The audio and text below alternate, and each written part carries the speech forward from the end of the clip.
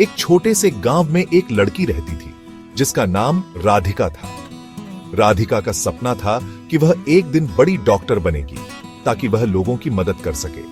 लेकिन गांव के हालात इतने अच्छे नहीं थे। लोगों के पास इलाज के लिए पैसे नहीं थे और अस्पतालों तक पहुंचने का रास्ता भी आसान नहीं था। राधिका ने अपने सपने को साकार करने के लिए कड़ी मेहनत करने का निश्चय किया। वह रोज सुबह जल्दी उठकर पढ़ाई करती और स्कूल जाती। स्कूल से लौटने के बाद भी वह देर रात तक पढ़ाई में जुटी रहती। उसके माता पिता भी उसकी मेहनत को देखकर बहुत खुश होते थे और उसे प्रोत्साहित करते थे। गांव के लोग भी उसकी लगन और मेहनत की तारीफ करते थे।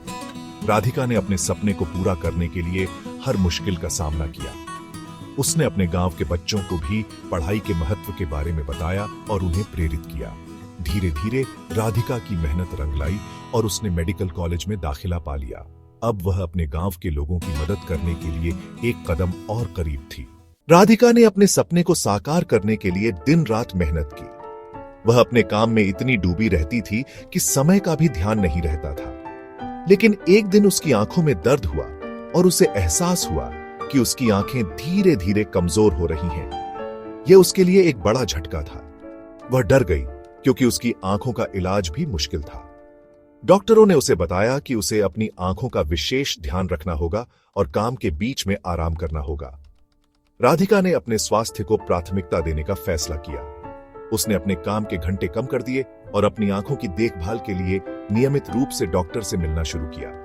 धीरे धीरे उसने अपने जीवन में संतुलन बनाना सीख लिया।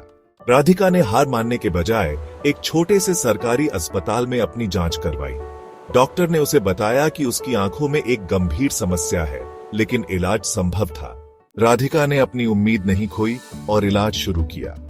धीरे धीरे उसकी आंखों की रोशनी लौटने लगी और अब वह पूरी तरह से स्वस्थ थी।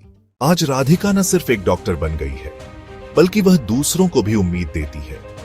वह जानती है कि कभी भी अंधेरे में उम्मीद की एक छोटी सी किरण चमक सकती है, अगर हम हार न माने।